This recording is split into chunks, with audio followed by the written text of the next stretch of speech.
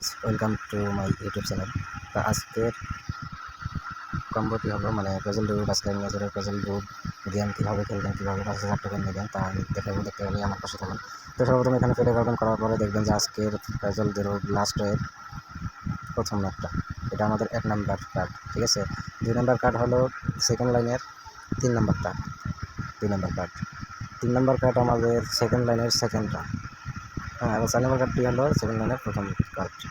ওকে, আমি আপনাদের সুবিধার্থে এখানে ভালোভাবে বুঝাই দিই। এটা আমাদের 1 নাম্বার কার্ড, এটা আমাদের 2 নাম্বার কার্ড, এটা আমাদের 3 নাম্বার কার্ড এবং এটা আমাদের 4 নাম্বার কার্ড।